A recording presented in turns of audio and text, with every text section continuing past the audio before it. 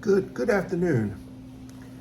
This is Joe Hall, the black man who reads aloud. I'm coming today to discuss an issue that should be on the minds of every single black American, and that is institutional racism within the Social Security Administration. A May 23rd notice was sent to me, and before that I'm also going to be reading a couple other pieces on this video about institutional racism within the Social Security Administration. And it reads, these numbers are alarming. From CBS News, survivor benefits for your children. There are approximately 10.1 million black children nationwide, and the census data reveals an alarming 9.6% of them, or about 975,000 children, black children, have lost at least one parent as of 2021. That figure doubled in the past decade with the sharp increase due to the COVID-19 pandemic. One study found that black children lost caregivers at twice the rate of white children from April 2020 until the end of 2022. Recent Social Security data shows that only 26% of black children who have lost a parent, or 257,533, are receiving survivor benefits, according to an analysis by David Weaver, a former Social Security Administration executive and researcher. The comparable percentage for non-black children is 46%. Roughly 30,000 fewer black children are receiving survivor benefits than in 2009, the last time the data was broken down by race. For those who are eligible, a lack of awareness that Social Security offers payments for family survivors and not only retirees is often cited as a primary impediment to connecting children with benefits that they've been owed. The surviving parent or caregiver is responsible for claiming the benefits on the child's behalf, and many are unaware that the benefit exists. Social Security generally knows when someone dies. Couldn't they send out a notice addressed to the survivor of the descendant or decedent at the decedent's old address, notifying them that survivor benefits may be available? How difficult is that, Social Security Administration?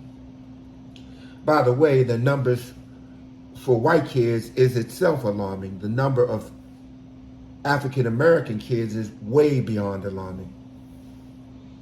Also, this is further proof that when it comes to Social Security, most people know almost nothing, and half of what they think they know is wrong. So what this basically is saying is that 9.6% of the 10.1 million children, black children nationwide, or 975,000 children, lost at least one parent as of 2021. But only 26% of those children who lost a parent are receiving survivor benefits. So there are close to 725,000 black children in this country who are owed survivor benefits and who are not getting the benefits due them. This leads to many situations where a child may go hungry. A child may choose to go into an illicit act. A child may choose to drop out of school. A child may be forced into a situation that they would not have been forced into because they did not receive or did not know that they were eligible for survivor benefits. There is something disturbing about this, and we as Black Americans need to wake up to that understanding that it is something seriously wrong with that situation. A fraternity brother of mine was an administrator with the Social Security Administration. He is one of the brightest brothers that I know that I've ever met in my time on this planet. Analytical, intelligent, and conscious. And he's been at the forefront of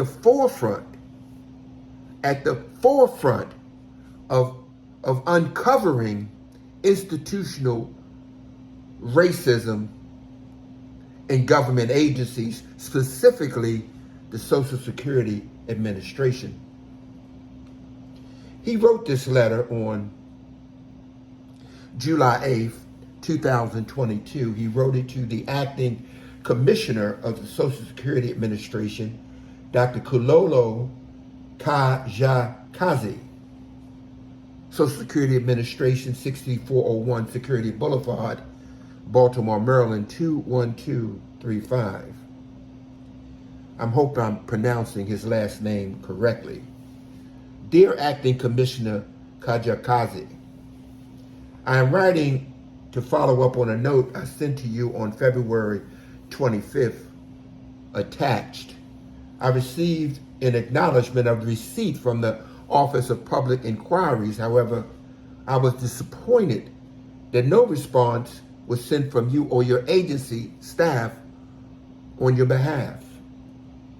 As I stated in my original note, I believe it is antithetical for you to release an annual equal employment opportunity policy statement reaffirming the Social Security Administration's commitment to equal employment opportunity while at the same time supporting a legal opinion that argues Black males must be assumed to have performed worse than others because of pre-market characteristics such as family and community environments in poor schools. So this administrator supports the fact that Black males in the Social Security Administration were performing their jobs worse because of their environment and because they attended poor schools. If you choose to continue supporting this legal opinion, you should no longer issue the annual statement, and you should separate from the presidential executive order dated June 25th, 2021, stating all persons should receive equal treatment under the law. And that goes back to the 14th Amendment, the Civil Rights Amendment, when we were held in slavery. And after, in 1868, the Congress in the Senate, along with the president, along with the states, stated that all persons should have an equal opportunity under the law in this country. As the agency continues to single out a group of employees as less capable, ongoing unconscious and conscious bias can grow towards the Black American public, which number over 45 million, according to the U.S. Census. These biases at the Social Security Administration can impact service equity in areas ranging from the development of technology's user interfaces, face-to-face service delivery, and appeals of benefit decisions. As an example, it's quite possible that internal biases have transferred to racial disparities in access to supplemental security income benefits from children as described by the Community Legal Services of Philadelphia. We go back to what I read, that over 725,000 Black children are not receiving the benefits that they should be receiving because of the death of one of their parents. And this is so important because so many of our children became parentless because of COVID-19. These concerns point to an internal Social Security Administration policy and procedures, not federal laws. Given this and many other service observations, I expect it will be a major challenge to explain to Black America how service equity can be achieved while waging a 25-year-plus-year-old battle against Black male employees of the Social Security Administration. Once again, I look forward to your response and action. Now, understand that Essie Tate, who is my frat brother, and who is a brilliant and was a brilliant administrator with the Social Security Administration, CC'd the following people. And they are just as guilty as the person that he wrote this letter to. The White House, the Honorable Ron Whiting, Chairman of the Senate Committee on Finance, the Honorable John Lawson, Chairman, Subcommittee on Social Security, Derek Johnson, NAACP President and CEO, and all members of the Black Congressional Caucus was sent this email via Vincent Evans, Executive Director. On February 25th, this is the attached letter, the February 25th, 2022 letter that was attached to the above letter. Essie sent to Dr. Kilolo Kawakazi, Acting Commissioner, Social Security Administration, 641 Security Boulevard, Baltimore, Maryland, 21235. Dear Acting Commissioner Kawakazi, I am a former Social Security Administration employee with more than 33 years of prior service. I've worked in many areas at Social Security Administration, ranging from procurement, economic research, grant management, program policy, strategic planning, human resources, field office management, call center management, program service management, and headquarter operations. During my tenure, I have seen racism as a runaway train at the Social Security Administration. The fact that the agency is still litigating issues from a 25-plus-year-old equal opportunity class complaint is testament to the staying power of racism, nepotism, cronyism, and racial animus toward Black males who are not part of a majority class at the agency, at the Social Security Administration. I trust that you will not minimize the dire situation facing Black males at the Social Security Administration. Just like others in our country, many Social Security Administration leaders have remained silent about the plight of Black males. Yet they or their staff have been ready with conciliatory words when smoke curls and the pot boils as a buffer to protect their own hides. Right on, Essie. For years, the Social Security Administration has replaced or released an annual Equal Employment Opportunity Policy Statement to all Social Security Administration employees, which affirms the agency's commitment to equal employment opportunity. In addition, as stated in the Presidential Executive Order dated June 25th, 2021, all persons should receive equal treatment under the law. That not only goes back to June 25th, 2021, but it goes back to 1868 when we were trying to just get our feet from under us from being released from slavery. With the 14th, the 13th, 14th, and 15th Amendments.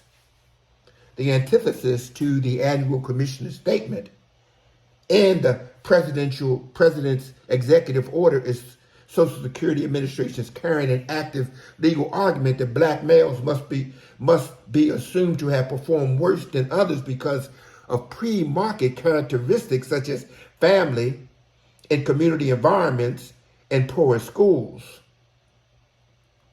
The further assault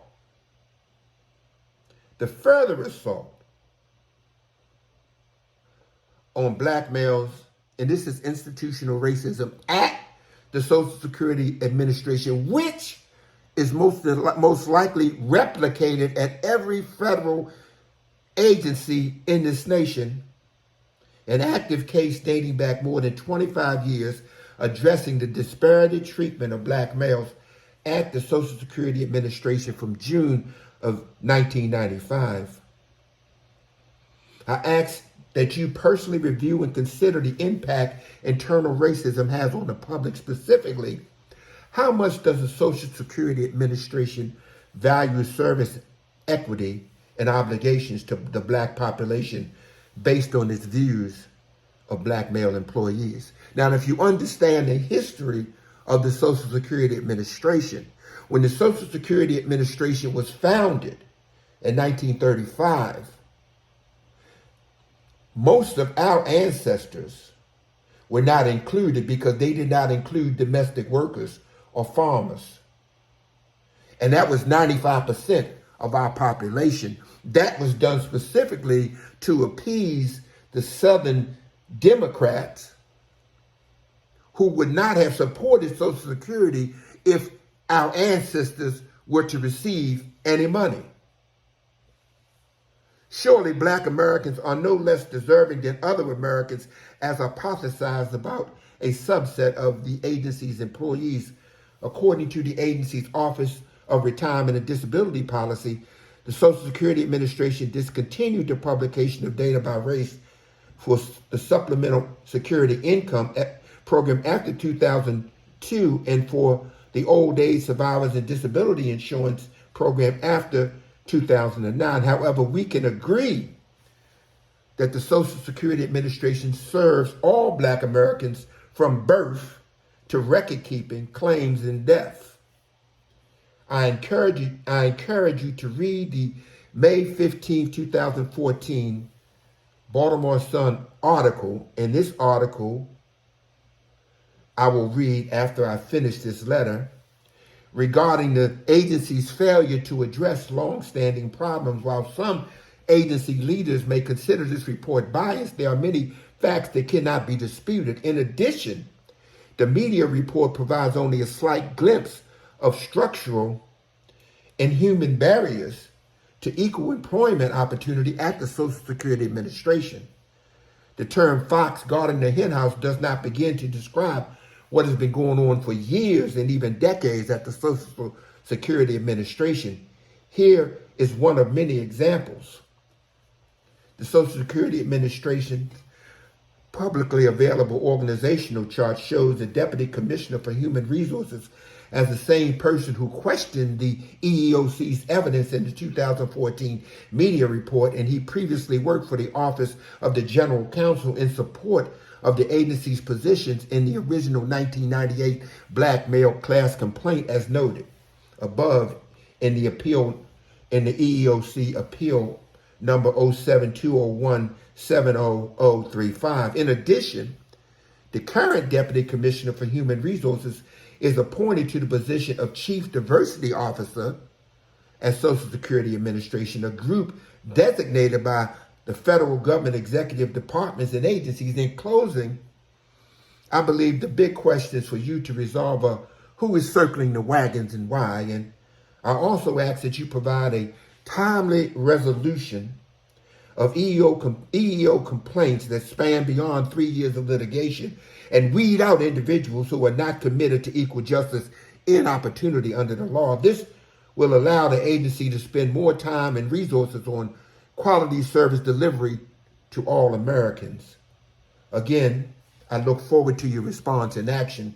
There was no response to this letter. And again, as he sent this to the chairman of the Congressional Black Caucus, Joyce Betty, John Lawson, and Ron Wyden, in reference to the article in the Sun papers, the Baltimore Sun. Let me see if that will pull up. I'm going to read that to you right now. This article appeared May 15th, 2014.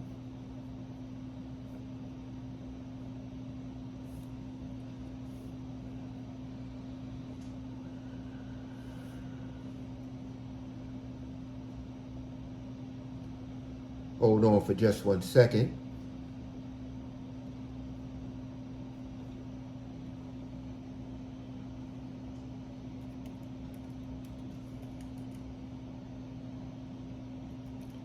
Just have to sign in.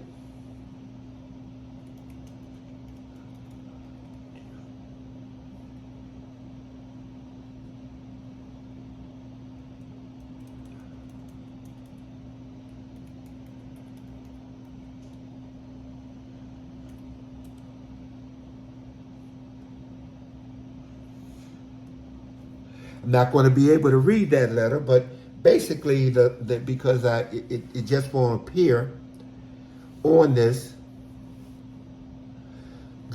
Basically the letter is stating what Essie is saying, that there is institutional racism still, and this is in 2014. Now we're up to 2023. Institutional racism still shows its ugly head in America. And the Social Security Administration, which is supposed to be the safety net